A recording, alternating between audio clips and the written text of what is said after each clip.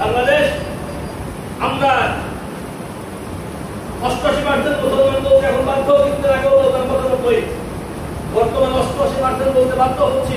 মুসলমানের সংখ্যা কমে আসার কারণে এই বাংলাদেশ এত পার্সেন্ট মুসলমানের রাষ্ট্রে, এটা মুসলমানের সবচেয়ে আপন এবং তার ঈমান আর ইসলাম টিকে আছে যে ভিত্তির উপরে, যে কোরআনকে এত বছর পর্যন্ত 1450 বছর পর্যন্ত কোরআনের চ্যালেঞ্জ দেওয়া আছে, বাতুবি সূরাতিন মিন মিসলি, বাতুবি আয়াতিন মিন মিসলি, পারলে কোরআনের মধ্যে একটা সূরা আইনা দেখাও, পারলে কোরআনের মধ্যে একটা আয়াত আইনা দেখাও, সম্ভব হলে কোরআনের কোন আয়াতকে ভুল প্রমাণ করে দেখাও, সম্ভব হলে কোরআনের একটা অংশকে ভুল প্রমাণ করে দেখাও। 1450 বছর পর্যন্ত ইসলাম বিদ্বেষী শক্তি, কোরআন সুন্নাহ বিদ্বেষী শক্তি, মানবতা বিরোধী শক্তি আজ পর্যন্ত শত চেষ্টা করে কোরআনের বিপক্ষে গবেষণা চালাইছে, কোরআনের বিপক্ষে গবেষণা চালায়া আজ পর্যন্ত একটা আয়াত দূরের কথা, একটা অক্ষরের বিপক্ষেও আজ পর্যন্ত বিজ্ঞান বিরোধী, আয়াত বিরোধী, কোরআনের মানবতার বিরোধী এবং সমাজ বিরোধী একটা অক্ষরকে আজ পর্যন্ত প্রমাণ করতে সক্ষম হয় নাই। বিজ্ঞান প্রমাণ দেওয়ার চেষ্টা করেছে এক সময়, একবার বলেছে পৃথিবী ঘুরে, একবার বলেছে চন্দ্র সূর্য ঘুরে। কোরআন 1400 বছর আগে বলে দিয়েছে পৃথিবী, চন্দ্র, সূর্য প্রত্যেকে তার নিজস্ব কক্ষপথে ঘুরে।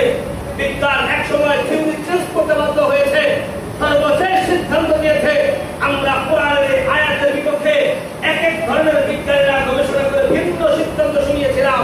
একবার বলেছিলাম চন্দ্র সূর্য ঘুরে পৃথিবী স্থির থাকে, আবার বলেছিলাম চন্দ্র সূর্য স্থির পৃথিবী ঘুরে। আসলে কথাটা সঠিক নয়, বরং পৃথিবী তার নিজস্ব কক্ষপথে প্রদক্ষিণ করছে, চন্দ্র সূর্য তার নিজস্ব কক্ষপথে প্রদক্ষিণ করছে। সর্বশেষ বিজ্ঞান ওই জায়গায় আসতে বাধ্য হয়েছে যেখানে 1400 বছর আগে আমার কোরআন যে সিদ্ধান্ত শুনিয়েছে, কোরআনের সিদ্ধান্তের উপরে ফিরে আসতে বাধ্য হয়েছে।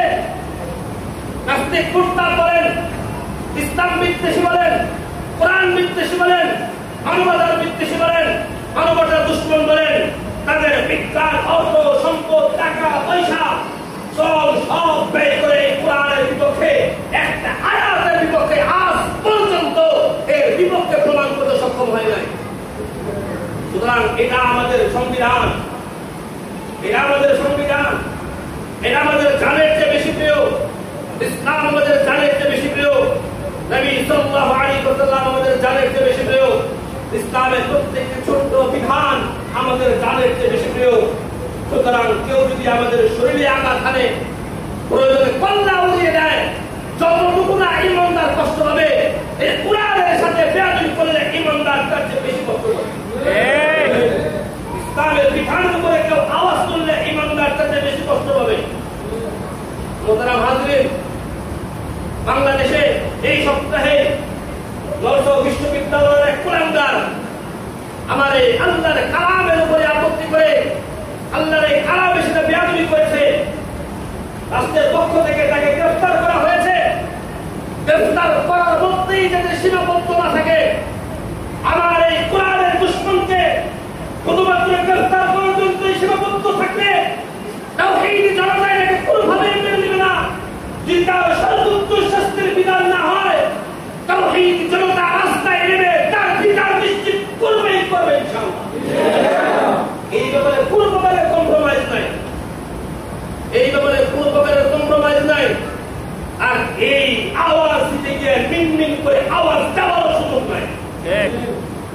কোরআনের বিপক্ষে চলবা, নবীর শানে বেয়াদবি করবা, কোরআনের খেলাফ চলবা, কোরআনকে অবমান করবা, আর ইসলাম প্রিয় তাওহীদ জনতা উলামায়ে কেরাম যারা তার জীবনের চেয়ে কোরআনকে মহব্বত করে, তারা তোমাদের সামনে মিনমিন আওয়াজে কথা বলবে, তারা তাদের আওয়াজকে নিচু করে ফেলবে, তাওহীদ জনতা আওয়াজকে সংকুচিত করে ফেলবে, নবীর শানে বেয়াদবি করবা, আর আমরা আমাদের আওয়াজকে শুরু করে ফেলবো।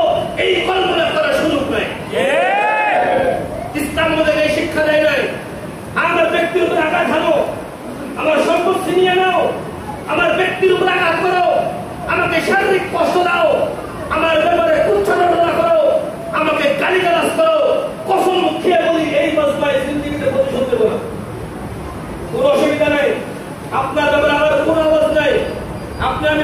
আমিন খুব খারাপ মানুষ, আমার ব্যাপারে যা ইচ্ছা যে কেউ বলতে পারেন, আমি মানুষ হিসেবে খারাপ, খুব ভালো মানুষ না, এগুলির ব্যাপারে আমার কোনো আপত্তি নাই। কিন্তু কোরআনের বিপক্ষে, ইসলামের বিপক্ষে, নবীর শানের বিরোধী, ইসলামের বিধানের বিপক্ষে কথা বলবেন, ইসলামের বিধানের বিপক্ষে কোনো কথা হবে আর আমার কাছ থেকে প্রত্যাশা করবেন আমি ওই ব্যাপারেও কথা বলবো না, ওই ব্যাপারে আওয়াজ দিব না, ওই ব্যাপারে আমার জবান চুপ থাকবে, এই ব্যাপারে আশা করার কোনো সুযোগ নেই। এই ব্যাপারে আশা করার কোনো